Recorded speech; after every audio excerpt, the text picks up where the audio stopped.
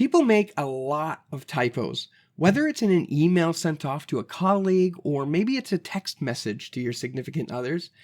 Sometimes you can find that a single letter can have a dramatic impact on the intended meaning of what you're sending away. So this is no different with Bible printers, and I want to take a look at some rather funny incidents that occurred in the early centuries of English Bible translations. Let's take a look at that.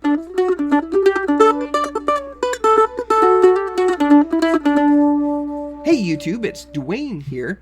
I have with me a King James Version Clarion, as printed by Cambridge. I was looking through this volume a little while ago, as I do often go into the King James Version, and in the book of Acts, chapter 9, there are a couple mistakes. There's a few typos in there. So they're not a big deal, but this Bible specifically has references in the side margin. And so often what they'll do is they'll put a superscript letter inside the text to show you where that reference is going. However, in these instances, 2 instances actually, the superscript was actually not superscripted and just looked like it was part of the regular text. That is an example of a typo in one of our modern English Bibles. So this made me think about something I heard of a little while ago. There is a Bible called the Wicked Bible, and it's funny for a couple reasons. And before we get into it, why don't you take a second, hit the subscribe button, like the video, and hit the bell notification so that whenever I release new content, you'll be the first to know. Let's go back to 1631 in London, England.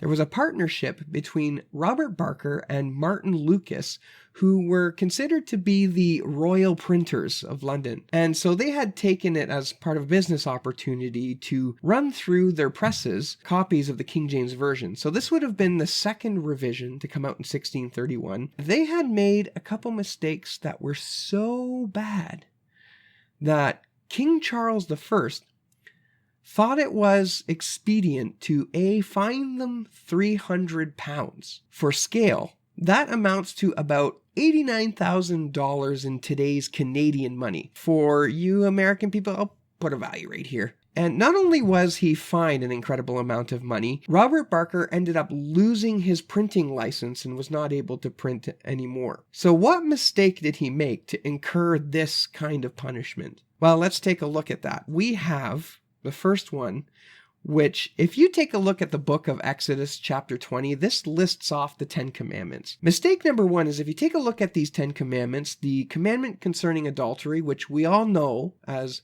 thou shalt not commit adultery, right? That's a good commandment, right? We shouldn't be running around cheating on each other. Wives, stay faithful to your husbands. Husbands, stay faithful to your wives. God said it, so do it. This was the first mistake. So that little word not was accidentally removed from the text. So it didn't read thou shalt not commit adultery. Rather, it read thou shalt commit adultery. Of course, there was a little bit of outrage over this, but this wasn't actually the only mistake. Now, apparently it's common for negative particles to get dropped from things. I know I've had this happen to me a few times at work. One incident I can think of is I sent an email out to my boss to say, hey, I will not be in work today. I have some things going on, to which I somehow didn't put the word not in there. So my email ended up reading, I will be coming into work today, which wasn't quite what I had intended. That could be forgivable. For most of us, we would just take our pen and write the word not where it's supposed to go, and we would just continue on, noting that printers make these kinds of mistakes. But there was another error that he made that was also pretty significant too. So if you flip your Bibles over to Deuteronomy chapter 5, verse 24, and it reads this, and ye said, behold, the Lord our God hath showed us his glory and his greatness. Now, that word greatness kind of took a little bit of a flop. So much so that I can't really read it out loud, and I wouldn't feel comfortable doing that even in private.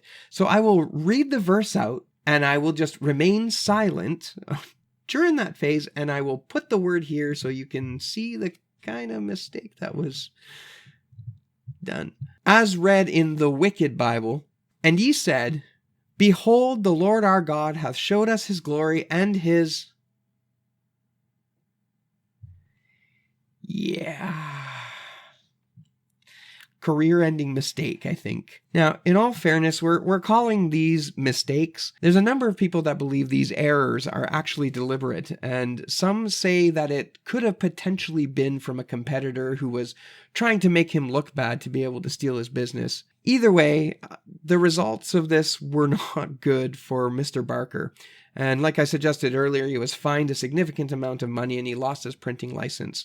Ultimately, Robert Barker had some other issues, some money that he owed, and he ended up in, quote, debtor's prison. Sad story for Robert, but it does give us a glimpse into some of the errors that had occurred in the early days of English Bible printing. There are a couple more that I found were quite funny, how the meaning of a passage has shifted quite significantly due to one letter. Here's an example here. So one in Matthew chapter 5, verse 9, in a 1562 printing of the Geneva Bible, it reads, "Blessed are the peacemakers, for they shall be called the children of God." But they shifted a few letters around and came up with, "Blessed are the placemakers, for they shall be called the children of God." So another rather odd one, to say the least, comes from a 1795 printing of the King James Version. In the book of Mark, chapter 7, verse 27, it says, "Let the children be filled." They mistakenly changed out the F for a K. Let the children be killed. Anyway, the last one I want to share here is quite comical and is fairly fitting for this video today. And this comes from what is called the Printer's Bible. This was another revision of the King James Version, or another printing that happened in 1612. And it's a passage from Psalm 119, verse 161, which was supposed to read that princes have persecuted me without a cause, but rather, quite fittingly, I might add, it reads, printers have persecuted me without a cause. Just something I came across this week while looking at some stuff in my Bible, and I just thought I'd share some of the comical things that have occurred in the past in regards to our English Bible translations. Fortunately, people have the good sense to know when these sorts of things happen, and I mean, technology has progressed that we can print out an entire Bible with a copy and paste function on our computers. The printers back then would probably just be like, had they seen this technology. Anyway, brothers and sisters, as always, I encourage you to open your Bibles and read the Word. And until next time, we'll see you around.